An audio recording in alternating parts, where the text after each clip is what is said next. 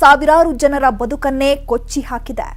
ಅಲ್ಲಿನ ದೃಶ್ಯಗಳು, ಜನರ ಸಂಕಷ್ಟದ ಪರಿಸ್ಥಿತಿ ನಿಜಕ್ಕೂ ದಾರುಣವಾಗಿದೆ ನೋಡಿ.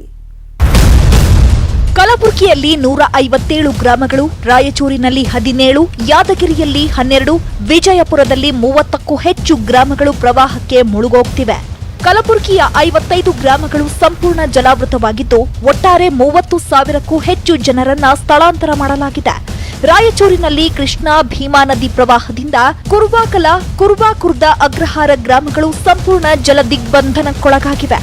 ಸೊನ್ನಾದಿಂದ 8 ಲಕ್ಷ ಕ್ಯೂಸೆಕ್, ಸನ್ನತಿಯಿಂದ 3 ಲಕ್ಷ ಕ್ಯೂಸೆಕ್ಗೂ ಅಧಿಕ ನೀರು ಬಿಟ್ಟಿರೋದ್ರಿಂದ ರಾಯಚೂರಿನ ಗುರ್ಜಾಪುರ, ದೇವಸಗೂರು ಸೇರಿದಂತೆ 5 ಹಳ್ಳಿಗಳಿಗೆ ಪ್ರವಾಹ ಆತಂಕ ಶುರುವಾಗಿದೆ. ಈಗಾಗಲೇ ಮರಣ ಮಳೆಗೆ ಸಾವಿರಾರು ಜನರ ಬದುಕು ಕೊಚ್ಚಿ ಹೋಗಿದೆ.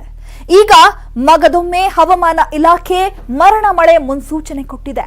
ಹೀಗಾಗಿ ಇನ್ನೆಂಥ ಘೋರ ಪ್ರವಾಹ ಮತ್ತಿನ್ನೆಷ್ಟು ಅನಾಹುತ ಮಾಡುತ್ತೋ ಗೊತ್ತಿಲ್ಲ. ಇದಾಗಿತ್ತು ಈ ಹೊತ್ತಿನ ವಿಶೇಷ. ನೋಡ್ತಾ ಇರಿ News 18 ಕನ್ನಡ. ಜಾಲ ನಮ್ಮದು, ಬಲ ನಿಮ್ಮದು.